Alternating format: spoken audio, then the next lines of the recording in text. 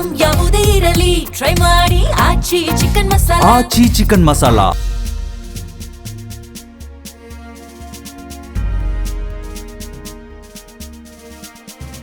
ನಮಸ್ಕಾರ, ವಿಶೇಷ ಕಾರ್ಯಕ್ರಮಕ್ಕೆ ಸ್ವಾಗತ. ನಾನು ಸಿಂಚನಾ. ನಿನ್ನೆ LSG ವರ್ಸಸ್ RR ಮ್ಯಾಚ್ ಇತ್ತು. ಸೋಲಿನ ಸುಳಿಯಿಂದ RR ಕೊನೆಗೂ ಹೊರಬಂದಿದೆ. ವೈಭವ್ ಆರ್ಭಟಕ್ಕೆ ಲಖನೌ ಮಣಿದಿದೆ. ರಾಜಸ್ಥಾನ್ ರಾಯಲ್ಸ್ಗೆ 7 ವಿಕೆಟ್ಗಳ ಭರ್ಜರಿ ಜಯ ಸಿಕ್ಕಿದೆ. 14 ಪಾಯಿಂಟ್ಸ್ ಜೊತೆಗೆ ಪ್ಲೇ ಆಫ್ಗೆ ಹತ್ತಿರವಾಗಿದೆ RR. ಇನ್ನು ಇವತ್ತಿನ ಮ್ಯಾಚ್ ಬಗ್ಗೆ ನೋಡ್ತಾ ಹೋಗೋದಾದ್ರೆ, ಇವತ್ತು KKR ವರ್ಸಸ್ MI ಮ್ಯಾಚ್ ಇದೆ. KKRಗೆ ಡೂ ಆರ್ ಡೈ ಪಂದ್ಯ ಇವತ್ತು. ಹೀಗಾಗಿ ಎಲ್ಲದರ ಬಗ್ಗೆ ಇವತ್ತು ಮಾತಾಡ್ತಾ ಹೋಗೋಣ. ಇದೇ ಹೊತ್ತಿನ ವಿಶೇಷ IPL ಕಿಕ್.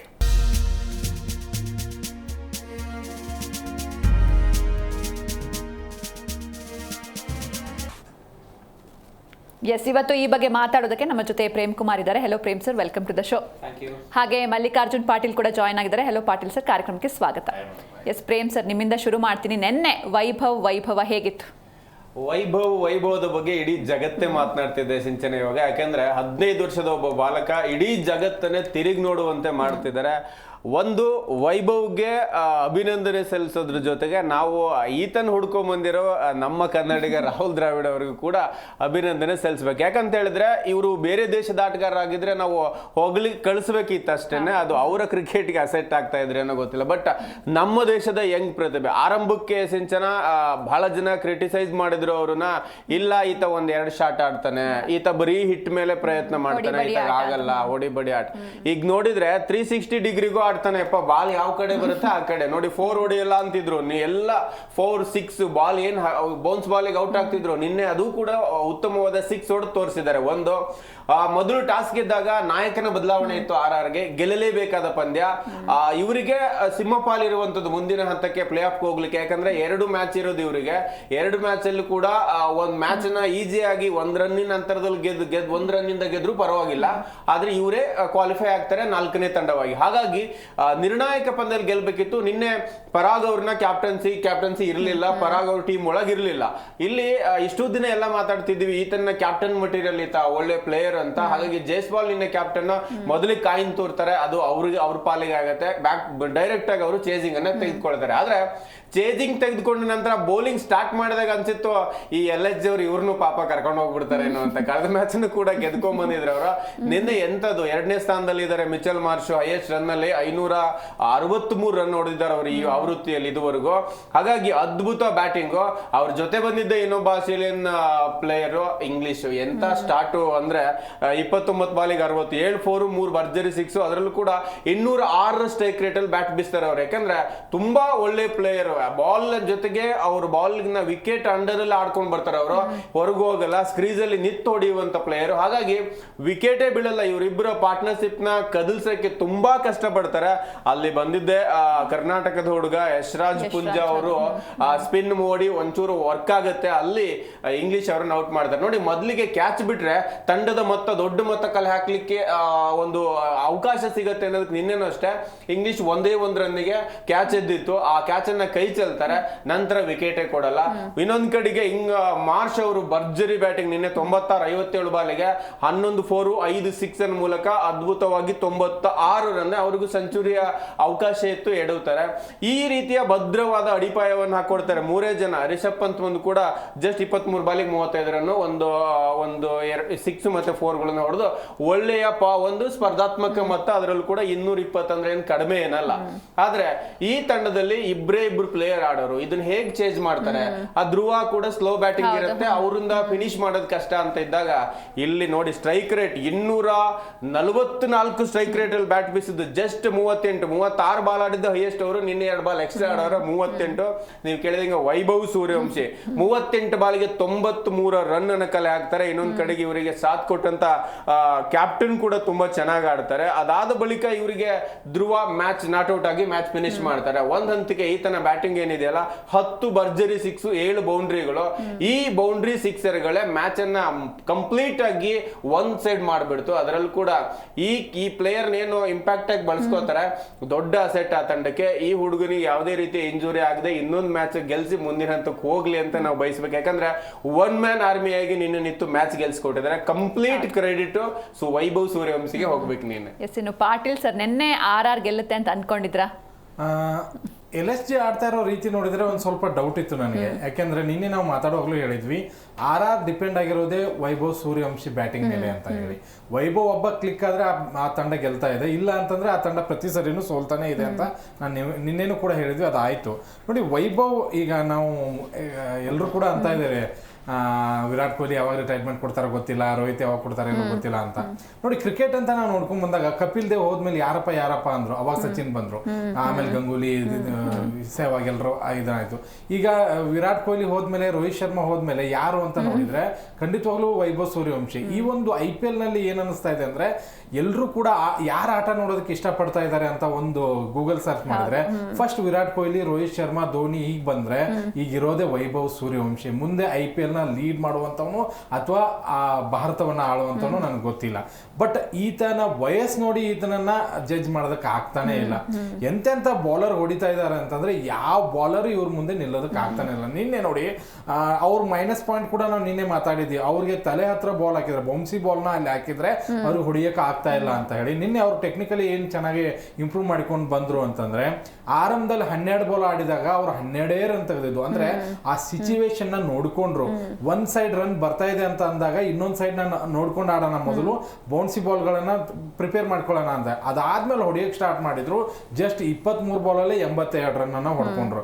ಮೊದಲು 12 ಬಾಲ್ ಅಲ್ಲಿ ಬೇರೆ ಸ್ಟ್ರೈಕ್ ರೇಟ್, ಆಮೇಲೆ 20 ಬಾಲ್ ಅಲ್ಲಿ ಬೇರೆ ಸ್ಟ್ರೈಕ್ ರೇಟ್ ಇತ್ತು. ನೋಡಿ ಒಬ್ಬ ಆಟಗಾರ 38 ಬಾಲ್ ಅಲ್ಲಿ 93 ರನ್ ತೆಗೆದಾಗ ಅದು ಎಂತದೇ ಸ್ಕೋರ್ ಇರಲಿ ಅದನ್ನ ಈಸಿಯಾಗಿ ನಾವು ಮುಡ್ತೀವಿ ಅನ್ನುವಂತ ಭರವಸೆ ಬಂತು. ಅದನ್ನ ಕೂಡ ಧ್ರುವ್ ಜುರೇಲ್ ತುಂಬಾ ಚೆನ್ನಾಗಿ ಅದನ್ನ ನೀಟಾಗಿ ಮುಗಿಸ್ಕೊಂಡು ಬಂದ್ರು. ಈಗ RRಗೆ ಎಂತ ಪರಿಸ್ಥಿತಿ ಇತ್ತು ಅಂದ್ರೆ ಮಾಡು ಇಲ್ಲೋ ಮಡಿ ಪಂದ್ಯ ಖಂಡಿತವಾಗ್ಲೂ ಹೋಗಿತ್ತು. ಈ ಪಂದ್ಯದ ಗೆಲುವಿನೊಂದಿಗೆ ಅವ್ರಿಗೆ ಪ್ಲೇ ಆಫ್ ಹಂತ ಎಷ್ಟರ ಮಟ್ಟಿಗೆ ಜೀವಂತ ಇದೆ ಅಂದ್ರೆ ನೆಕ್ಸ್ಟ್ ಮ್ಯಾಚ್ ನೀವು 1 ರನ್ನಿಂದ ಗೆಲ್ಲಿ ಅಥವಾ 1 ಬಾಲ್ ಇರುವಾಗ್ಲೂ ಗೆಲ್ಲಿ, ಏನೇ ಗೆದ್ರು ಕೂಡ ಅವ್ರು ನೇರವಾಗಿ ಪ್ಲೇ ಆಫ್ ಹೋಗ್ತಾರೆ. ನಿನ್ನೆ ಆ ಒಂದು ಗೆಲುವಿನೊಂದಿಗೆ CSK ಮನೆ ಅರ್ಧ ಬಾಗ್ಲ ಹಾಕಿತ್ತು. ಈಗ ಒಂದ್ ಸ್ವಲ್ಪ ಈ ಮನೆಗೆ ಎರಡೆರಡು ಒಂದು ಚಿಲ್ಕ ತರ ಇರುತ್ತಲ್ಲ ಅದನ್ನ ಹಾಕೊಂಡ್ರು. ಆಮೇಲೆ DC ಅವ್ರಿಗೂ ಹಂಗೆ ಆಗಿದೆ, KKRನವ್ರಿಗೂ ಹಾಗೆ ಆಗಿದೆ. ಈಗ RR ಗೆಲುವಿನ ಮೇಲೆ ಉಳಿದವ್ರದ್ದು ಎಲ್ಲರದು ಭವಿಷ್ಯ ನಿಂತ್ಕೊಂಡಿದೆ. ಇನ್ನೊಂದೇನು ಅಂತಂದ್ರೆ LSG ಅವರು ಕೊನೆಯ ದಿನಾನು ತುಂಬಾ ಚೆನ್ನಾಗಿ ಆಡಿದ್ರು. ಅವ್ರಿಗೂ ಕೂಡ ಅಪ್ರಿಷಿಯೇಟ್ ಮಾಡ್ಲೇಬೇಕೆಂದ್ರೆ 220 ಹೊಡೆಯೋದು ಅದು ಅಂತ ಒಂದು ಕಳಪೆ ಪ್ರದರ್ಶನ ಕೊಟ್ಟು ಅಂತ ಡಬ್ಬಾ ಕ್ಯಾಪ್ಟನ್ ಇಟ್ಕೊಂಡು ಅವ್ರು ಅಲ್ಲಿ ಮಟ್ಟ ಬಂದಿದ್ದೆ great. Mitchell Marsh, Josh Inglis ಒಳ್ಳೆ ಆರಂಭ ಮಾತ್ರ ಕೊಟ್ರು.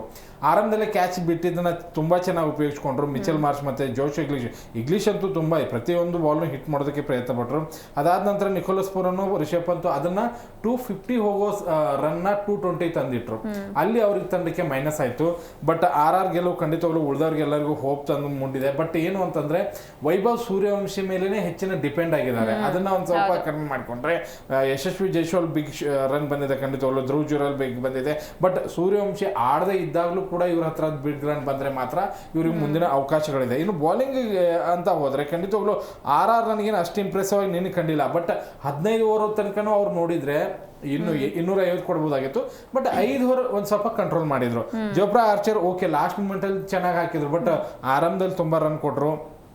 ಸುಶಾಂತ್ ಮಿಶ್ರಾನು ಕೂಡ ಎಕ್ಸ್ಪೆನ್ಸಿವ್ ಆದರು. ಸಂದೀಪ್ ಶರ್ಮಾಗೆ ವಿಕೆಟು ಬೀಳಿಲ್ಲ, ಎಕ್ಸ್ಪೆನ್ಸಿವ್ ಆದರು. ಬ್ರಿಜೇಶ್ ಶರ್ಮಾನು ಎಕ್ಸ್ಪೆನ್ಸಿವ್ ಆದರು, 1 ವಿಕೆಟ್ ಕೂಡ ತಗೊಂಡಿಲ್ಲ. ಯಶ್ರಾಜ್ ಪೂಂಜಾ ನಮ್ಮ ಕನ್ನಡಿಗ 2 ವಿಕೆಟ್ ತೊಗೊಂಡ್ರು ಮತ್ತು ಕಡಿಮೆ ರನ್ ಕೊಟ್ಟಿದ್ದಾರೆ. ಶನಕ ಕೂಡ 1 ಓವರಲ್ಲಿ 10 ರನ್ನು. ಅಷ್ಟರ ಮಟ್ಟಿಗೆ ಒಂದು ಸ್ವಲ್ಪ ಬಾಲಿಂಗ್ನಲ್ಲಿ ಏನಾದರೂ ಇವರು ಒಂದು ಸ್ವಲ್ಪ ಕಮಾಲ್ ಮಾಡಿಕೊಂಡ್ರೆ ಈಗ ಪ್ಲೇ ಆಫ್ ಹಂತಕ್ಕೆ ಹೋದರೆ ಒಂದು ಸ್ವಲ್ಪ ಫೈಟ್ ಕೊಡ್ಬೋದು. ಬಾಲಿಂಗ್ನಲ್ಲಿ ಏನಾದರೂ ಇವರು ಇದನ್ನೇ ಮುಂದುವರಿಸ್ಕೊಂಡು ಹೋದರೆ ಖಂಡಿತವಾಗ್ಲೂ ಅಲ್ಲಿ ಮೈನಸ್ ಆಗ್ಬೋದು. ಬಟ್ ಹೀರೋ ಖಂಡಿತವಾಗ್ಲೂ ಸೂರ್ಯವಂಶಿ. ಅವ್ರ ಆರ್ಭಟ ನೋಡೋದಕ್ಕೆ ಜನ ಟಿವಿ ಹಸ್ತಾ ಇದಾರೆ. RR ಮ್ಯಾಚ್ ಇದ್ರು ಕೂಡ ಕೆಲವೊಂದು ಮ್ಯಾಚ್ಗಳಿದ್ರೆ ಟಿವಿನೇ ಹಸ್ತಾ ಇಲ್ಲ. ಯಾರು ಅಂದ್ರೆ ಮುಂಬೈ, CSK ಇಂಥ ಮ್ಯಾಚ್ ಇವ್ರು ಏನ್ ಮ್ಯಾಚ್ ನೋಡೋದು ಅಂತ ಇದ್ದಾರೆ. ಬಟ್ ವೈಭವ್ ಸೂರ್ಯವಂಶಿ ಬಂದ್ರೆ ಇದನ್ನ ಆಟ ನೋಡ್ಬೇಕು ಅನ್ನುವಂತ ಒಂದು ಕ್ಯೂರಿಯಾಸಿಟಿ ಬರ್ತಾ ಇದೆ. ನನಗನ್ಸಿದ ಮಟ್ಟಿಗೆ ಮುಂದಿನ ಲೆಜೆಂಡ್ ಲಿಸ್ಟ್ ನಲ್ಲಿ ಖಂಡಿತವಾಗ್ಲೂ ಸೂರ್ಯವಂಶಿ ಇರ್ತಾರೆ. ಎಸ್, ಇನ್ನು ಪ್ರೇಮ್ ಸರ್, ವೈಭವ್ ಬಗ್ಗೆ ನಾವು ಮಾತಾಡ್ತಾ ಇದ್ವಿ. ಅಂದ್ರೆ ಈ ಸೀಸನ್ ನಲ್ಲಿ 13 ಮ್ಯಾಚ್ಗಳಲ್ಲಿ 53 ಸಿಕ್ಸರ್ಸ್ ಬಾರಿಸಿದ್ದಾರೆ. ಸೊ ಕ್ರಿಸ್ ಗೇಲ್ ಅವರ ರೆಕಾರ್ಡ್ನ ಮುರಿತಾರ ಸದ್ಯದಲ್ಲೇ ಹೇಗೆ? 100% ಮೇಡಮ್. ಯಾಕಂದ್ರೆ ಇಂಡಿಯನ್ ಪ್ರೀಮಿಯರ್ ಲೀಗ್ ಅಂತ ಬಂದಾಗ ಈವರೆಗೂ ಒಂದು 750ಕ್ಕೂ ಹೆಚ್ಚು ಭಾರತೀಯ ಪ್ಲೇಯರ್ಸ್ಗಳು ಆಡಿದ್ದಾರೆ. ಆದ್ರೆ ಕಣಕ್ಕಿಳಿದಿದ್ದಾರೆ. ಅದು ಯಾರಿಗೂ ಸಾಧ್ಯವಾಗದ ಒಂದು ಸಾಧನೆಯನ್ನ 15 ವರ್ಷದ ಈ ಪೋರ ಮಾಡಿದ್ದಾರೆ. ಅದೇ IPL ಇತಿಹಾಸದಲ್ಲಿ ಆವೃತ್ತಿಯೊಂದರಲ್ಲಿ 50ಕ್ಕೂ ಹೆಚ್ಚು ಸಿಕ್ಸ್ ಹೊಡೆದಿರೋದು ಭಾರತೀಯರಾಗಿ ಇವರೇ ಮೊದಲು. ಹಾಗಾದ್ರೆ ಈ ಹಿಂದೆ ಯಾರಿದ್ದಾರೆ ಅಂತ ನೋಡಕ್ ಹೋದ್ರೆ ಆ ದೈತ್ಯ ಸಾಧನೆಯನ್ನು ಮಾಡ್ಲಿಕ್ಕೆ ಆಗದೆ ವೆಸ್ಟ್ ಇಂಡೀಸರಿಗೆ 59 ಅಂದ್ರೆ ಟೂರ್ನಿಯೊಂದರಲ್ಲಿ 59 ಸಿಕ್ಸರ್ನ ಇದುವರೆಗೂ ಬಾರಿಸಿರೋ ಹೆಸರಲ್ಲಿ ಇರೋದೆ ಕ್ರಿಸ್ ಗೇಲ್ದು. ಅದು RCB ಆಡ್ಬೇಕಾದ್ರೆ 2012 14 ಇನ್ನಿಂಗ್ಸಿಗೆ ಬಂದಿರೋದು 59 ಸಿಕ್ಸರ್ಗಳು. ಇನ್ನು ಎರಡನೇ ಸ್ಥಾನದಲ್ಲಿ 52 ಸಿಕ್ಸ್ ಆಂಡ್ರೆ ರಸೆಲ್ ಇದ್ರು ಈ ಹಿಂದೆ. ಬಟ್ ನಿನ್ನೆ ವೈಭವ್ ಸೂರ್ಯವಂಶಿ 53 ಸಿಕ್ಸ್ ಹೊಡೆದಿರೋದ್ರಿಂದ ಎರಡನೇ ಸ್ಥಾನಕ್ಕೆ ಬಂದರೆ ಜಸ್ಟ್ 13 ಇನ್ನಿಂಗ್ಸ್ ನಲ್ಲಿ. ಇನ್ನು ಮೂರನೇ ಸ್ಥಾನದಲ್ಲಿ 52 ಸಿಕ್ಸ್ ಆಂಡ್ರೆ ರಸೆಲ್ KKR ಅಲ್ಲಿ 2019 ಹೊಡೆದಿದ್ದಾರೆ, ಅವರು 13 ಇನ್ನಿಂಗ್ಸ್ಗೆ. ಇನ್ನ 51 ಸಿಕ್ಸ್ ಯಾರು ಹೊಡೆದಿದ್ದಾರೆ ಅಂದ್ರೆ ಕ್ರಿಸ್ ಗೇಲೆ ಇದೆ ಮತ್ತು RCB 2013 ಅದು ಕೂಡ 16 ಇನ್ನಿಂಗ್ಸ್ ನಲ್ಲಿ ಹೊಡೆದಾರೆ. ಇನ್ನು ಅದರ ನಂತರ ಸ್ಥಾನದಲ್ಲಿ ಜಸ್ ಬಟ್ಲರ್ ಇದ್ದಾರೆ, 2022 RR ತಂಡಕ್ಕೆ 45 ಸಿಕ್ಸ್ ಹೊಡೆದಿದ್ರು.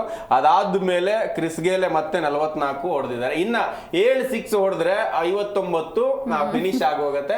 ಇವರೇ ಹೊಡಿತಾರೆ, ಯಾಕಂದ್ರೆ ನಿನ್ನೆ ಒಂದೇ ಒಂದು ಮ್ಯಾಚ್ ಅಲ್ಲಿ ಇವರು 10 ಸಿಕ್ಸ್ ಹೊಡೆದಿರ್ಬೇಕಾದ್ರೆ ನೆಕ್ಸ್ಟ್ ಮ್ಯಾಚ್ ಗಳು ಒಂದೇ ಒಂದು ಮ್ಯಾಚ್ ಆಡಿದ್ರೆ ಇವರೇ ನಂಬರ್ 1 ಆಗ್ತಾರೆ. ಹಾಗಾದ್ರೆ ಇವ್ರು ಯಾವ್ದ್ರಲ್ಲಿ ನಂಬರ್ 1? ಈ ಬಾರಿ ಮೋಸ್ಟ್ ರನ್ನಿಂಗ್ ಅಂತ ಬಂದಾಗೂ ಕೂಡ ವೈಭವ್ ಸೂರ್ಯವಂಶಿನೇ ನಂಬರ್ 1, 579 ರನ್. ನಂತರ ಮಿಚೆಲ್ ಮಾರ್ಷ್ ಇದ್ದಾರೆ 563, ಹಾಗೇನೆ ನೆಕ್ಸ್ಟ್ ಕ್ಲಸನ್ ಇದ್ದಾರೆ 555 ರನ್, ಆಮೇಲೆ ಸಾಯಿ ಇದ್ದಾರೆ 54 ರನ್. ಈ ನಂಬರ್ 1 ಇನ್ಯಾವುದ್ರಲ್ಲಿ ಇದ್ದಾರೆ ಅಂತ ನೋಡಕ್ ಹೋಗೋದಾದ್ರೂ ಅಷ್ಟೇ ನಾವು ಮೋಸ್ಟ್ ಸಿಕ್ಸ್ ಅಲ್ಲೂ ಕೂಡ ಈ ಆವೃತ್ತಿಯಲ್ಲಿ ನಂಬರ್ 1 ಇರೋದು ಈಗಾಗಲೇ ಹೇಳಿದಾಗೇನೆ ಅವರೇ ಇದ್ದಾರೆ 53. ನಂತರ ಅಭಿಷೇಕ್, ರಿಕ್ಲಿಂಟನ್, ಹಾಗೇನೆ ನಮ್ಮ ನಿನ್ನೆ ಆಡಿರೋ ಮಿಚೆಲ್ ಮಾರ್ಷ್ ಇದ್ದಾರೆ. ಈ ಎಲ್ಲ ಲೆಕ್ಕಾಚಾರ ನೋಡಿದಾಗ ಅದ್ಭುತವಾಗಿ ಲಯದಲ್ಲಿದ್ದಾರೆ. 2026 13 ಇನ್ನಿಂಗ್ಸ್ ಆಡಿದ್ರೆ 579 ರನ್, ಹಾಗೇನೆ 245 ಎಸೆತಗಳಲ್ಲಿ ಸಾಧನೆಯನ್ನು ಮಾಡ್ಯಾರ. ಅವರೇಜ್ 44 ಸ್ಟ್ರೈಕ್ ರೇಟ್ ಅಲ್ಲಿ ಇವ್ರದ್ದು ಇದೆ. ಇನ್ನೊಂದ್ ಕಡೆಗೆ 54 ಕೂಡ ಇದೆ. ಅತ್ಯಧಿಕ 4 ಹೊಡೆದಿರೋದ್ರಲ್ಲಿ ನಮ್ಮ ವಿರಾಟ್ ಕೊಹ್ಲಿ ನಂಬರ್ 1 ಇದ್ರೆ ಇವರು 6ನೇ ಸ್ಥಾನದಲ್ಲಿದ್ದಾರೆ. ಅದು ಬೇಕಾ ಕಳಿಸಬಹುದು, ಯಾಕಂದ್ರೆ ವಿರಾಟ್ ಕೊಹ್ಲಿ 57 ಸಿಕ್ಸ್ ಇದ್ರೆ ಇವ್ರದ್ದು 54 ಇದ್ರೆ ಇವ್ರದ್ದು 54 ಇದೆ. ಮೇ ಬಿ ಅದು ಮುಂಚೂಣಿಗೆ ಬರ್ಬೋದು. ಇವೆಲ್ಲ ಲೆಕ್ಕಾಚಾರ ಹಾಕಿದ್ರೆ ಎಲ್ಲಾ ಆಂಗಲ್ ಅಲ್ಲೂ ಕೂಡ ಪರ್ಫೆಕ್ಟ್ ಆಗಿದ್ದಾರೆ ವೈಭವ್ ಸೂರ್ಯವಂಶಿ. ಹಾಗಾಗಿ ವಿರಾಟ್ ಕೊಹ್ಲಿ ಆಡಿರೋ ಎಲ್ಲ ಪಂದ್ಯಗಳು ಹೇಗೆ ದಾಖಲೆಗಳಾಗ್ತವೋ ಈತ 15 ಪೋರ್ ಆಗಿರೋದ್ರಿಂದ ಏನೆಲ್ಲ ಮಾಡಿದ್ರು ಕೂಡ ಇವ್ರದ್ದು ಹಿಸ್ಟ್ರಿನೇ, ಪ್ರತಿಯೊಂದು ಮ್ಯಾಚ್ ಹಿಸ್ಟ್ರಿ ಆಗುತ್ತೆ. ಹಾಗಾಗಿ ಈ ಒಂದು ಹಿಸ್ಟ್ರಿ, ಈ ಒಂದು ಲಯ ಎಲ್ಲವೂ ಕೂಡ ಅವರು ಏನು ಫ್ಲೂಕ್ ಅಲ್ಲಿ ಬಂದಿರೋದೇನಲ್ಲ, ಅವ್ರ ಬ್ಯಾಟಿಂಗ್ ನ ಟೈಮಿಂಗ್ಸು ಮತ್ತೆ ಆ ಬ್ಯಾಟ್ ಸ್ಪೀಡ್ ಇದೆಯಲ್ಲ ಅದೆರಡೂ ಕೂಡ ತಂದು ಕೊಡ್ತಾ ಇದೆ. ಅದು ಹೀಗೆ ಮುಂದುವರೆದ್ರೆ ಇಂಡಿಯನ್ ಟೀಮಿಗೆ ಒಳ್ಳೆಯ ಒಂದು ದೊಡ್ಡ ಕಂಬ್ಯಾಕ್ ಮಾಡ್ಲಿಕ್ಕೆ ಇವೆಲ್ಲವೂ ಕೂಡ ಫಾರ್ಮ್ ಆಧಾರವಾಗುತ್ತೆ. ಸಿಂಚನ ಎಸ್, ಇನ್ನು ಪಾಟೀಲ್ ಸರ್, ನೆಕ್ಸ್ಟ್ ಮ್ಯಾಚ್ ಅಂದ್ರೆ RR ವರ್ಸಸ್ MI ಇದೆ 24ನೇ ತಾರೀಕು. ಅವಾಗ ಏನಾದ್ರೂ RR ಗೆದ್ರೆ ಯಾವೆಲ್ಲ ತಂಡಗಳು ಮನೆಗೆ ಹೋಗುತ್ತವೆ? RR ತಂಡ ಗೆದ್ರೆ ಎಲ್ರು ಮನೆಗೆ ಹೋದಂಗೆ. RR ಸೋತ್ರೆ ಚಾನ್ಸಸ್ ಇದೆ. RR ಬರೀ ನಾನು ಅವಾಗಲೇ ಹೇಳಿದೆ 1 ರನ್ ಇಂದ ಗೆದ್ರು ಅಥವಾ 1 ವಿಕೆಟ್ ಇಂದನೂ ಗೆದ್ರು, ಲಾಸ್ಟ್ ಬಾಲ್ ಅಲ್ಲಿ ಗೆದ್ರು ಕೂಡ RR ಪ್ಲೇ ಆಫ್ ಗೆ ಎಂಟ್ರಿ ಕೊಡುತ್ತೆ. ಅಕಸ್ಮಾತ್ RR ಸೋಯ್ತು ಅಂತಂದ್ರೆ ಚಾನ್ಸಸ್ ತುಂಬಾ ಜನರಿಗಿದೆ. ಪಂಜಾಬ್ಗಿದೆ, CSK ಗಿದೆ, DC ಗಿದೆ, KKR ಗಿದೆ, ಇಷ್ಟು ತಂಡಕ್ಕೆ ಈಗ ಚಾನ್ಸಸ್ ಇದೆ. RR ಮೇಲೆ ನಿಂತ್ಕೊಂಡಿದೆ ಈಗ. ಬಟ್ RR ಗೆದ್ರೆ ಮಾತ್ರ ಏನು ಪ್ರಾಬ್ಲಮ್ ಇಲ್ಲ. MI ಜೊತೆ ಇರೋದ್ರಿಂದ ಗೆಲ್ಲೋ ಚಾನ್ಸಸ್ ಜಾಸ್ತಿ ಇದೆ. ಯಾಕಂದ್ರೆ ಅವರೇ ಹೊಡೆದಾಡ್ಕೊಳ್ತಾ ಇದ್ರೆ ಇವ್ರ ಜೊತೆ ಬಂದು ಏನು ಹೊಡೆದಾಡ್ತಾರೋ ನಂಗೆ ಗೊತ್ತಿಲ್ಲ. ಬಟ್ ಅಕಸ್ಮಾತ್ ಅವ್ರು ಸೋತ್ರು ಅಂತ ತಿಳ್ಕೊಳ್ಳಿ. ಈಗ ಪಂಜಾಬ್ ನೋಡಿ, ಪಂಜಾಬ್ ನೆಕ್ಸ್ಟ್ ಮ್ಯಾಚ್ LSG ಜೊತೆ ಇರೋದ್ರಿಂದ ಆ ಮ್ಯಾಚ್ ನ ಗೆದ್ರೆ 15 ಪಾಯಿಂಟ್ ಆಗುತ್ತೆ.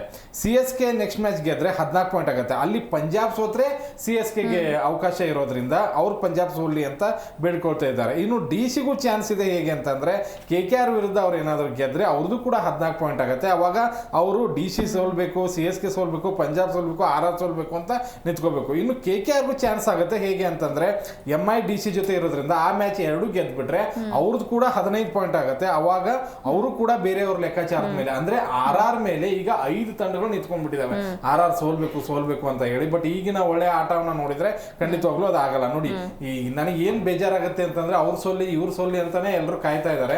ಆದ್ರೆ ತಾವು ಮಾತ್ರ ಪರ್ಫಾರ್ಮೆನ್ಸ್ ಯಾರು ಕೊಡ್ತಾ ಇದ್ದಾರೆ? CSK ಬೇರೆಯವ್ರ ಮೇಲೆ ಡಿಪೆಂಡ್ ಆಗ್ತಾ ಇದ್ದಾರೆ. ಮತ್ತೆ ನೋಡಿ, RCB ಎಷ್ಟು ಒಳ್ಳೆ ಜಾಗ ಮಾಡ್ಕೊಟ್ಟಿತ್ತು CSK-ಗೆ, ಎಲ್ರಿಗೂ ಜಾಗ ಮಾಡ್ಕೊಟ್ಟಿತ್ತು. ಆದ್ರೆ ಅವರೇ ಹೋಗಿ ಅಲ್ಲಿ ಎಡವಿ ಬಿದ್ದಾಗ ಇನ್ನೇನ್ ಮಾಡಕ್ಕಾಗತ್ತೆ? ಈಗ ನೋಡಿ, ನಿನ್ನೆ CSK-ದವ್ರದ್ದು ಒಂದು ಹಳೆ ಚಾಳಿ ಮುಂದುವರೆದಿದೆ, ಕಣ್ಣೀರ್ ಆಗ್ತಾ ಇದ್ದಾರೆ. RR ಗೆದ್ದಿದ್ದಕ್ಕೆ ಏನಪ್ಪಾ ಇವ್ರದ್ದು ಕಣ್ಣೀರು ಅಂತಂದ್ರೆ ಕಂಪ್ಲೇಂಟ್ ಕೊಟ್ಟಿದ್ದಾರೆ. ಯಾರ ಮೇಲೆ ಅಂತಂದ್ರೆ ಅಭಿಷೇಕ್ ಶರ್ಮಾ ಮತ್ತೆ ಡೇವಿಡ್ ಹೆಡ್ ಮೇಲೆ. ಏನು ಅಂತಂದ್ರೆ ಈ CT ಹೊಡೆದು ನಮ್ಮ ಪ್ರೇಕ್ಷಕರಿಗೆ ಅವಮಾನ ಮಾಡಿದ್ದಾರೆ ಅಂತ ಹೇಳಿ. ಆಮೇಲೆ ಇವರು ಈ ತರ ಪ್ರೇಕ್ಷಕರಿಗೆ ಸನ್ನೆ ತೋರಿಸಿ ಇವರು ಕೂಡ ಅವಮಾನ ಮಾಡಿದ್ದಾರೆ. ಈ ಸೀಸನ್ ಅಲ್ಲಿ ಇವ್ರಿಗೆ ಪರ್ಫಾರ್ಮೆನ್ಸ್ ಮಾಡೋದನ್ನ ಬಿಟ್ಟು ಬರೀ ಕಂಪ್ಲೇಂಟ್ ಮಾಡ್ತಾ ಇದ್ದಾರೆ. ಅವ್ರದ್ದು ಹಂಗಾಯ್ತು, ಇವ್ರದ್ದು ಹಿಂಗಾಯ್ತು, ಇಲ್ಲಿ CT ಹೊಡೆದ್ರು, ಇಲ್ಲಿ ಮಂತ್ರ ಹಾಕಿದ್ರು, ಇಲ್ಲಿ ಬೂತ್ರಿ ಹಾಕಿದ್ರು ಅಂತ ಹೇಳಿ CSK-ದವ್ರು ಇದನ್ನೆಲ್ಲ ಬಿಟ್ಟು ಆಟನ ಆಡೋದಕ್ಕೆ ಪ್ರಯತ್ನ ಪಡಬೇಕು. ಬಟ್ RR ಈ ಗೆಲುವು ಖಂಡಿತವಾಗ್ಲೂ ಅವ್ರನ್ನ ಮಾತ್ರ ಒಂದು ಹೈ ಲೆವೆಲ್ ಅಲ್ಲಿ ಇಟ್ಟು ಒಂದು ಅರ್ಹತೆ ಇರುವಂತ ಟೀಮ್ಗಳು 4 ಬರಲಿ ಅನ್ನೋದು ನನ್ನ ಆಸೆ. RRಗೆ ಅರ್ಹತೆ ಇದೆ. ಯಾಕಂದ್ರೆ ಆ ತಂಡದಲ್ಲಿ ಒಳ್ಳೆ ಬೌಲರ್ಗಳು ಇದ್ದಾರೆ, ಒಳ್ಳೆ ಬ್ಯಾಟ್ಸ್ಮನ್ಗಳಿದ್ದಾರೆ, ಒಬ್ಬ ಯಂಗ್ ಟ್ಯಾಲೆಂಟೆಡ್ ಇಷ್ಟರ ಮಟ್ಟಿಗೆ ಒಳ್ಳೆ ಪ್ರದರ್ಶನವನ್ನು ಕೊಡ್ತಾ ಇದ್ದಾನೆ. ಅದ್ರ ಜೊತೆಗೆ ನಮ್ಗೆ ಒಳ್ಳೆ ನಮ್ಮ ಇಂಡಿಯಾ ಕಟ್ಟುವಂತ ಆಟಗಾರ ಕೆಲವೊಂದು 3-4 ಜನ ಅಲ್ಲಿ ಕಾಣಿಸ್ತಾ ಇದ್ದಾರೆ ನನಗೆ. ಆ ಕಾರಣಕ್ಕಾಗಿ RR ಬರ್ಲಿ. ಪಂಜಾಬ್ ಯಾಕೆ ಬೇಡಪ್ಪ ಅಂತಂದ್ರೆ ಹೈ ಲೆವೆಲ್ ಆಟ ಆಡಿ ಲೋ ಲೆವೆಲ್ ಬಂದ್ಬಿಟ್ರು, ಮತ್ತೆ ಓವರ್ ಕಾನ್ಫಿಡೆನ್ಸ್, ಬೇರೆಯವ್ರಿಗೆ ಟ್ರೋಲ್ ಮಾಡೋದು, ಬೇರೆಯವ್ರ ಕಾಲು ಎಳೆಯೋದು, ಇದನ್ನ ಮಾಡಿದ್ರು. CSKದವ್ರಿಗಂತೂ ಯೋಗ್ಯತೆನೇ ಇಲ್ಲ, ಅವ್ರು ಬರೋದಕ್ಕಂತೂ ನನಗಂತೂ ಇಷ್ಟನೂ ಇಲ್ಲ. ಇನ್ನು DC ತುಂಬಾ ಕಳಪೆ ಆಟ, ಇವ್ರದ್ರಲ್ಲಿ ಕ್ಯಾಪ್ಟನ್ನೇ ಸರಿ ಇಲ್ಲ, ಇನ್ನು ಏನಕ್ಕೆ ಬರ್ತಾರೆ ಅನ್ನೋದು ನಂದು. ಆಮೇಲೆ KKR ಅವ್ರ ಕಂಬ್ಯಾಕ್ ನನಗೆ ಖಂಡಿತವಾಗ್ಲೂ ಇಷ್ಟ ಆಗಿದೆ. KKR ಇಲ್ಲ RR ಬಂದ್ರೆ ನನಗಂತೂ ಖುಷಿ. ಉಳಿದವ್ರು ಯಾರು ಬಂದ್ರು ಕೂಡ ನನ್ಗೆ ಬೇಜಾರಾಗುತ್ತೆ. ಎಸ್, ಇನ್ನು Prem sir, next play of ಅಲ್ಲಿ ನಮ್ಮ RCB ತಂಡಕ್ಕೆ ಯಾವ ಟೀಮ್ ಟಕ್ಕರ್ ಕೊಡಬಹುದು ಅನ್ಸುತ್ತೆ? ಪ್ಲೇ ಆಫ್ ಕಂಪ್ಲೀಟ್ ಆದ್ಮೇಲೆ ಇದನ್ನ ಹೇಳಕ್ ಸಾಧ್ಯ. ಸದ್ಯ ಇರೋ ಟೀಮ್ ಅಲ್ಲಿ ಎಲ್ಲವೂ ಕೂಡ ಉತ್ತಮ ಲಯದಲ್ಲಿ ಇದಾವೆ. ಅದು RR ಆಗಿರ್ಬೋದು, ನಾವು RR ಮೇಲೂ ಕೂಡ ಸೋತಿದ್ದೇವೆ, RR ಕೂಡ ಒಳ್ಳೆ ಲಯದಲ್ಲಿದೆ. GT ಇರ್ಬೋದು, SRH, ಈ ಎರಡೂ ತಂಡ, SRH ಕೂಡ ಒಳ್ಳೆ ಹೊಡಿಬಡಿ ಆಟಗಾರನಿದೆ. ಹಾಗಾಗಿ ಮಿಡ್ಲ್ ಆರ್ಡರ್ ತುಂಬಾ ಸ್ಟ್ರಾಂಗ್ ಇದೆ. ಇನ್ನು ನನಗನ್ಸುತ್ತೆ GT ಅಂತ ಬಂದಾಗ ನಮ್ಮಲ್ಲೂ ಕೂಡ purple cap holder Bhuvneshwar Kumar ಇದ್ದಾರೆ. 2ನೇ ಸ್ಥಾನದಲ್ಲಿ ಕಗಿಸೋ ರಬಾಡ ಅದೇ ಲಯದಲ್ಲಿ ಇದ್ದಾರೆ. ಒಂದೊಂದು ಎರಡೆರಡನ ವಿಕೆಟ್ ಅಂತರದಲ್ಲಿ ಅವ್ರು ಕಾಂಪಿಟೇಷನ್ ನಡೆಸ್ತಾರೆ ಇರೋದ್ರಿಂದ. ಹಾಗೇನೆ ಡಾಟ್ ಬಾಲ್ ಅಂತ ಬಂದಾಗೂ ಸಿರಾಜ್ ಮತ್ತೆ ರಬಾಡ ಸಿಗ್ತಾರೆ. ನಮ್ಮಲ್ಲಿ ಭುವನೇಶ್ವರ್ ಕುಮಾರ್, ಹೆಜಲ್ವುಡ್ ಇವರೆಲ್ಲ ಮುಂಚೂಣಿಯಲ್ಲಿ ಇರೋದ್ರಿಂದ ಬೌಲಿಂಗ್ ಮಿಂಚುವ ತಂಡಗಳೇ ಅತ್ಯಂತ ಒಳ್ಳೆ ಪರ್ಫಾರ್ಮ್ ಮಾಡ್ತಾ ಇದಾವೆ. ಬ್ಯಾಟಿಂಗ್ ಎಲ್ಲರೂ ಕೂಡ ಆಡ್ಕೊಂಡ್ ಬರ್ತಾರೆ.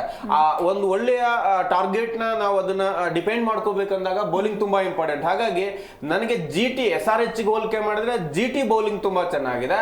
ಅದರಲ್ಲಿ ಸದೃಢತೆ ಇದೆ, ಮಧ್ಯಮ ಕ್ರಮಾಂಕ. ಒಂದು ಬಿಗ್ ಹಿಟ್ಟರ್ ಕೊರತೆ ಕಮ್ಮಿ ಇದೆ ಅನ್ನೋದು ಬಿಟ್ರೆ, 6 ಹೊಡಿ ಆಟಗಾರ ಕಮ್ಮಿ ಇದ್ರು ಕೂಡ ಒಂದು ಬೌಲಿಂಗ್, ಬ್ಯಾಟಿಂಗ್ ಹಾಗೇನೆ ಫೀಲ್ಡಿಂಗ್ ಅಂತ ಬಂದಾಗ ಆ ತಂಡ ತುಂಬಾ ಚೆನ್ನಾಗಿದೆ. ನನಗೆ RCBಗೆ ಟಕ್ಕರ್ ಕೊಟ್ರೆ GT SRH ಅನ್ಸುತ್ತೆ. ಇನ್ನ ನೆಕ್ಸ್ಟ್ ತಂಡವಾಗಿ ಬರೋ ಯಾವ ತಂಡ ಬಂದ್ರು ಕೂಡ ಅವು ಕೂಡ ಅರ್ಹತೆ ಇದೆ. ಇನ್ನು RR ಬಂತು ಅಂತ ಇಟ್ಕೊಳ್ಳೋಣ, ಸಿಂಹಪಾಲ್ ಅವರಿಗೆ ಇರೋದು. ನಾವು RR ಮೇಲೂ ಒಮ್ಮೆ ಸೋತಿರೋದ್ರಿಂದ RR ಕೂಡ ನಮಗೆ ಬಿಗ್ ಫೈಟ್ ಕೊಡುತ್ತೆ. ವೈಭವ್ ಸೂರ್ಯವಂಶಿ ಲಯ ಇರಬಹುದು, ನಮಗೆ ಜೈಸ್ವಾಲ್ ಇವರ ಲೆಫ್ಟಿಗಳು ತುಂಬಾ ಚೆನ್ನಾಗಿ ಅವ್ರ ಲಯದಲ್ಲಿ ಇರೋದ್ರಿಂದ, ಧ್ರುವ ಜುರೇಲ್ ಕೂಡ ಎಲ್ಲಾ ಮ್ಯಾಚ್ ಆಡಿದ್ದಾರೆ. ಹಾಗಾಗಿ ಅವ್ರದ್ದು ಕೂಡ ಒಳ್ಳೆ ಬೌಲಿಂಗ್ ಯೂನಿಟ್ ಇರೋದ್ರಿಂದ ಮೇ ಬಿ ಎಲ್ಲಾ ತಂಡಗಳು ಚೆನ್ನಾಗಿದ್ದಾವೆ. ನಾವು ನಂಬರ್ 1 ಇದೀವಿ ಅನ್ನೋ ಹಾಮ್ ಇರ್ಲಿ, ಅಥವಾ ನಾವು ಚಾಂಪಿಯನ್ ಅನ್ನ ಹಾಮ್ ಬಿಟ್ರೆ ನಾವು ಮತ್ತೊಮ್ಮೆ ಡಿಪೆಂಡಿಂಗ್ ಚಾಂಪಿಯನ್ ಆಗ್ಬಹುದು. ಇಲ್ಲ ಅಂತ ಹೇಳಿದ್ರೆ ಯಾರ ಮೇಲೆ ಬೇಕಾದ್ರೂ ಸೋಲ್ಬಹುದು. ಎಸ್, ಇನ್ನು ಇದಿಷ್ಟು ನೆನ್ನೆ ಮ್ಯಾಚ್ ಬಗ್ಗೆ ಆಯ್ತು. ಇನ್ನು ಇವತ್ತು KKR ವರ್ಸಸ್ MI ಮ್ಯಾಚ್ ಇದೆ. ಪಾಟೀಲ್ ಸರ್, ಇವತ್ತಿನ ಮ್ಯಾಚ್ KKRಗೆ ಎಷ್ಟು ಇಂಪಾರ್ಟೆಂಟ್ ಆಗುತ್ತೆ? ಅಂದ್ರೆ KKR ಅಲ್ಲಿ ಇನ್ನು ಎಷ್ಟು ಚಾನ್ಸ್ ಇದೆ ಅವರಿಗೆ ಅಂದ್ರೆ ಪ್ಲೇ ಆಫ್ ಹೋಗೋಕೆ? KKRಗೆ ಎರಡು ಗೆದ್ರೆ ಒಂದು ಚಾನ್ಸ್ ಇದೆ. ಅದು ಹೇಗೆ ಅಂತಂದ್ರೆ RR ಸೋಲ್ಬೇಕು. RR ಸೋತ್ರೆ ಮಾತ್ರ ಇವ್ರಿಗೆ 2-2 ಗೆದ್ರೆ ಒಂದ್ ಸ್ವಲ್ಪ ರನ್ ರೇಟ್ ನ ಇಂಪ್ರೂವ್ ಮಾಡ್ಕೊಂಡ್ರೆ ಚಾನ್ಸಸ್ ಇದೆ. ಒಂದು MI ಜೊತೆಗೆ ಇವತ್ತಿನ ಪಂದ್ಯ ಮತ್ತೆ ಮುಂದೆ DC ಜೊತೆಗೆ ಇರೋದ್ರಿಂದ ಹೆಚ್ಚಿನ ಚಾನ್ಸಸ್ ಇದೆ. MI ಕೂಡ ಅಷ್ಟರ ಮಟ್ಟಿಗೆ ಏನು ಬಲಾಢ್ಯವಾಗಿ ಏನು ಕಾಣಿಸ್ತಾ ಇಲ್ಲ. ಬಟ್ ಲಾಸ್ಟ್ ಹೋಗುವಾಗ ಇವ್ರನ್ನ ಕರ್ಕೊಂಡು ಹೋಗ್ತಾರೆ ಏನು ಗೊತ್ತಿಲ್ಲ ನನಗೆ. ಬಟ್ ಇವತ್ತಿನ ಪಂದ್ಯದಲ್ಲಿ ಖಂಡಿತವಾಗ್ಲೂ KKR ಮೇಲ್ಗೆ ಸಾಧಿಸಬಹುದು ಅನ್ನುವಂಥದ್ದು ಒಂದು ಲೆಕ್ಕಾಚಾರ ಇದೆ ನನಗೆ. ಯಾಕಂದ್ರೆ ಫಿನ್ ಅಲೆನ್ ತುಂಬಾ ಚೆನ್ನಾಗಿ ರಾಕ್ಷಸ ಬ್ಯಾಟಿಂಗ್ ಅಂತಾರಲ್ಲ ಹಂಗ ಆಡ್ತಾ ಇದ್ದಾರೆ. ಆ ಒಂದು ತಂಡಕ್ಕೆ ಸೂರ್ಯವಂಶ ತರನೇ ಆ ಒಂದು ತಂಡಕ್ಕೆ ಆಧಾರವಾಗಿದ್ದಾರೆ. ಮತ್ತೆ ರಘುವಂಶ ಒಳ್ಳೆ ಫಾರ್ಮ್ ನಲ್ಲಿ ಇದ್ದಾರೆ, ಗ್ರೀನ್ ಒಳ್ಳೆ ಫಾರ್ಮ್ ನಲ್ಲಿ ಇದ್ದಾರೆ, ರಿಂಕು ಕೂಡ ಒಳ್ಳೆ ಬ್ಯಾಕ್ ತುಂಬಾ ಚೆನ್ನಾಗಿ ಅವರು ಫಿನಿಶಿಂಗ್ ಮಾಡ್ತಾ ಇರೋದ್ರಿಂದ ಬ್ಯಾಟಿಂಗ್ ಅಲ್ಲಿ ಅವರಲ್ಲಿ ಪ್ರಾಬ್ಲಮ್ ಕಾಣಿಸ್ತಾ ಇಲ್ಲ. ಇನ್ನು ಸುನಿಲ್ ನಾರಾಯಣ್ ಅಂತ ಆಟಗಾರ ಇದ್ದಾಗ, ವರುಣ್ ಚಕ್ರವರ್ತಿ ಇದ್ದಾಗ, ಕಾರ್ತಿಕ್ ತಾಗಿ ತುಂಬಾ ಚೆನ್ನಾಗಿ ಆಗ್ತಾ ಇದ್ದಾರೆ. ಬಾಲಿಂಗ್ ಕೂಡ ಸಾಲಿಡ್ ಆಗಿ ಕಾಣಿಸ್ತಾ ಇದೆ. ಈ ತಂಡಕ್ಕೆ ಮೊದಲು ಏನಾಗಿತ್ತು ಅನ್ನೋದೇ ಗೊತ್ತಾಗ್ತಿಲ್ಲ. ಆರಂಭದಲ್ಲಿ ಸೋತ್ಕೊಂಡು ಬಂದ್ಬಿಟ್ರು, ಬಟ್ ಒಳ್ಳೆ ಕಂಬ್ಯಾಕ್ ಖಂಡಿತವಾಗ್ಲೂ ಮಾಡಿದ್ದಾರೆ.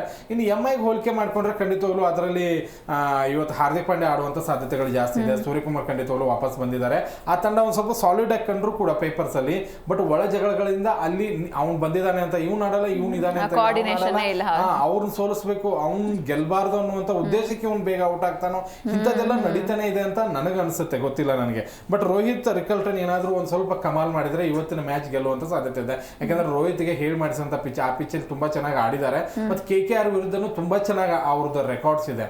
ಬಟ್ KKR ಅಲ್ಲೇ ನೋಡಿ, ಸುನಿಲ್ ನಾರಾಯಣ್ ವಿರುದ್ಧ ಡಮ್ಮಿ ರೆಕಾರ್ಡ್ಸ್ ಇದೆ. ಒಂದು 10-12 ಸರಿನೂ ವಿಕೆಟ್ ತೆಗೆದಿದ್ದಾರೆ ರೋಹಿತ್ನ.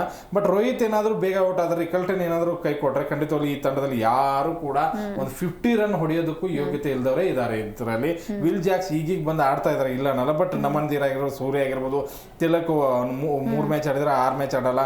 ಹಾರ್ದಿಕ್ ಅಂತೂ ಬಂದ ಪುಟ್ಟ ಹೋದ ಪುಟ್ಟ. Will Jacks okay.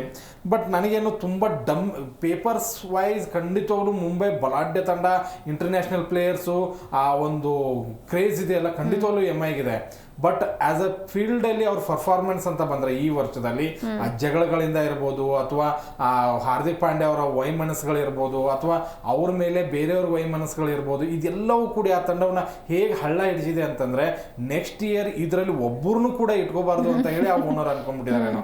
But ಹಾಗಾಗಿದೆ. But ಇವತ್ತಿನ ಫೇವ್ರೇಟ್ ಖಂಡಿತವಾಗ್ಲೂ KKR ಗೆಲುವನ್ನು ಸಾಧಿಸುತ್ತೆ ಅನ್ಕೋತೀನಿ. ಎಸ್, ಇನ್ನು ಪ್ರೇಮ್ ಸರ್, ನಿಮ್ ಪ್ರಕಾರ ಇವತ್ತು ಮುಂಬೈ ಏನಾದ್ರೂ ಟಕ್ಕರ್ ಕೊಡುತ್ತಾ, ಹೇಗೆ? ಮುಂಬೈ ಟಕ್ಕರ್ ಕೊಡುತ್ತೆ ಅನ್ನೋಕ್ಕಿಂತ KKR ಸ್ಟ್ರಾಂಗ್ ಇದೆ. ಯಾಕಂತ ಹೇಳಿದ್ರೆ ಪಂಜಾಬ್ನ ಸೋಲ್ಸಿದೆ. ಇವತ್ತು ಕೂಡ 65ನೇ ಮ್ಯಾಚು ಕೋಲ್ಕತ್ತಾದ ಈಡನ್ ಗಾರ್ಡನ್ಸ್ ಅಲ್ಲೇ ನಡೆಯುತ್ತೆ. ಲಾಸ್ಟ್ 3 ಮ್ಯಾಚ್ಗಳು ಅಂದ್ರೆ ಕಡೆಯ ಮ್ಯಾಚ್ ಕೂಡ ಅವರಿಗೆ DC ಮ್ಯಾಚ್ ಕೂಡ ಅಲ್ಲೇ ಇರೋದು. ಹಾಗಾಗಿ ಈ ಹಿಂದೆ ನಡೆದಿದ್ದು ಕೂಡ ಅಲ್ಲೇ ನಡೆದಿರೋದ್ರಿಂದ 3 ಮ್ಯಾಚ್ಗಳನ್ನ ಹೋಮ್ ಗ್ರೌಂಡ್ ಅಲ್ಲಿ ಗೆದ್ಕೊಂಡ್ಬರೋ ಅಡ್ವಾಂಟೇಜ್ ಹೊಂದಿದೆ ಅವರಿಗೆ. ಇದು ಪ್ಲಸ್ ಅವರಿಗೆ. ಜೊತೆಗೆ ಸತತವಾಗಿ ಮಿಸ್ಟೇಕ್ ಗಳನ್ನ ಚೇಂಜ್ ಮಾಡ್ಕೊಂಡಿದ್ದಾರೆ. ಕ್ಯಾಚ್ ಗಳನ್ನ ಅದ್ಭುತ ಕ್ಯಾಚ್ ಹಿಡಿತಿದ್ದಾರೆ. ಮನೀಶ್ ಪಾಂಡೆ ಕ್ಯಾಚ್ ಅಂತೂ ಅದು ದಾಖಲೆ ಅಂದ್ರೆ ಅದನ್ನ ಮೀರ್ಸಕ್ ಸಾಧ್ಯ ಇಲ್ಲ ಈ ಸೀಸನ್ ಅಲ್ಲಿ ಅನ್ನಂಗ್ ಆಗ್ಬಿಡಿದೆ. ಜೊತೆಗೆ ಒಳ್ಳೆ ಲಯದಲ್ಲಿದ್ದಾರೆ. ಬೌಲರ್ಸ್ ಒಳ್ಳೆ ಲಯಕ್ಕೆ ಬಂದಾರೆ. ಆಲ್ರೌಂಡ್ ಪ್ರದರ್ಶನ ಬರ್ತಾ ಇದೆ ಗ್ರೀನ್ ಅಂತ ಪ್ಲೇಯರ್ ಗಳಿಂದ. ಇನ್ನು ಕಾರ್ತಿಕ್ ತ್ಯಾಗಿ ಒಳ್ಳೆ ಬೌಲಿಂಗ್ ಮಾಡ್ತಾ ಇದ್ದಾರೆ. ಸುನಿಲ್ ನರೇನ್ ಅವರು ಡಾಟ್ ಬಾಲ್ ನ ಹೆಚ್ಚಾಕಿ ಒತ್ತಡವನ್ನು ತರ್ತಾ ಇದ್ದಾರೆ. ಇದಿಷ್ಟು ಲಾಭ. ಒಂದೇ ಒಂದು ಮೈನಸ್ ಅಂತ ಹೇಳಿದ್ರೆ ಅಜಿಂಕ್ಯ ರಹಾನೆ ಓಪನಿಂಗ್ ಅಲ್ಲಿ ರನ್ ಬರ್ತಾ ಇಲ್ಲ. ಅಜಿಂಕ್ಯ ರಹಾನೆ ಹೊರತುಪಡಿಸಿದ್ರೆ ತಂಡ ತುಂಬಾ ಬ್ಯಾಲೆನ್ಸಿಂಗ್ ಆಗಿದೆ. ಇಲ್ಲಿ ಒಂದು ಬದಲಾವಣೆ ಮಾಡಬಹುದು. ಈ ತಂಡಕ್ಕೆ ಕ್ಯಾಪ್ಟನ್ ಆದಾಗ ಕೋಚ್ ಆದಾಗನು ಕೂಡ ಗೌತಮ್ ಗಂಭೀರ್ 7ನೇ ಸ್ಥಾನದಲ್ಲಿ ಗೇನ್ ಸುನಿಲ್ ನರೇನ್ ಬರ್ತಾನೆ. ಅವ್ರನ್ನ ಪವರ್ ಪ್ಲೇ ಅಲ್ಲಿ ಮುಂದಕ್ಕೆ ಆಡಿಸ್ತಾ ಇದ್ರು. ಪವರ್ ಪ್ಲೇ ಅಲ್ಲಿ ಆಡಿಸಿದಾಗ ನಿಮಗೆ ಬಂದಷ್ಟು ರನ್ 7ನೇ ಕ್ರಮಾಂಕದಲ್ಲಿ ಅವರೇ ನಿಮ್ ಫಿನಿಶರ್ ಆಗೇನಿಲ್ಲ. ಹಾಗಾಗಿ ಓಪನಿಂಗ್ ಆಡಿಸಿದಾಗ ಏನು ಸರ್ಕಲ್ ಇರುತ್ತಲ್ಲ, ಸರ್ಕಲ್ ಅಲ್ಲಿ ತಲೆ ಮೇಲೆ ಎತ್ತು ಬಿಡುವಂತ ಕೆಲಸವನ್ನ ಸುನಿಲ್ ನರೇನ್ ತುಂಬಾ ಚೆನ್ನಾಗಿ ಮಾಡ್ತಾರೆ.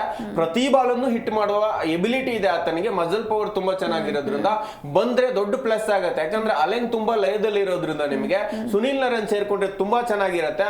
3ನೇ ಕ್ರಮಾಂಕದಲ್ಲಿ ರಘುವಂಶಿ ಒಳ್ಳೆ ಲಯದಲ್ಲಿ ಇರೋದ್ರಿಂದ ನಂತರದ ಸ್ಥಾನದಲ್ಲಿ ಅಜಿಂಕ್ಯ ರಹಾನೆ ಆಡಿದ್ರೆ ತುಂಬಾ ಬೆಟರ್ ಅನಿಸ್ತೈತೆ. ಅದೊಂದು ಬದಲಾವಣೆ ಚೆನ್ನಾಗಿರ್ತಾ ಇತ್ತು. ಇನ್ನೊಂದ್ ಕಡೆಗೆ ಅವರಿಗೆ ಗ್ರೀನ್ ಹಾಗೇನೆ ತುಂಬಾ ಚೆನ್ನಾಗಿ ರಿಂಕು ಲಯದಲ್ಲಿ ಇರೋದ್ರಿಂದ ಇದು ಪ್ಲಸ್ ಆಗ್ತಾ ಇದೆ. ಇನ್ನು ಕಾರ್ತಿಕ್ ಇರ್ಬೋದು, ವರುಣ್ ಇರ್ಬೋದು, ಹಾಗೇನೆ ನಮ್ಗೆ ಸುನಿಲ್ ನರೇನ್ ಇವರೆಲ್ಲರೂ ಕೂಡ ಒಳ್ಳೆ ಬೌಲಿಂಗ್ ಮಾಡ್ತಾ ಇದ್ದಾರೆ. ಈ ಕಡೆ ಈ ಒಂದು ಪ್ಲಸ್ ಇರೋದ್ರಿಂದ ಇನ್ನೊಂದ್ ಕಡೆ ಮೈನಸ್ ಅಂತ ನೋಡಾಗ MIA 9ನೇ ಸ್ಥಾನದಲ್ಲಿ ಇದ್ರು ಕೂಡ ಈ ಹಿಂದಿನ ಮ್ಯಾಚ್ ಅನ್ನ ಗೆದ್ರು ಕೂಡ ಅವರು ಹೋಗ್ಬೇಕಾದ್ರೆ ಗೆದ್ಕೊಂಡು ಹೋಗ್ತೀವಿ ಅಂತಾರೆ. ಹಿಂದಿನ ಮ್ಯಾಚ್ ನ ಬೂಮ್ರಾ ಲಯದಲ್ಲಿ ಇದ್ರು, ಬೂಮ್ರಾ ಕ್ಯಾಪ್ಟನ್ ಆಗಿದ್ರು. ಆ ಒಂದು ಖುಷಿಗೆ ತುಂಬಾ ಚೆನ್ನಾಗಿ ಆಡಿದ್ರು.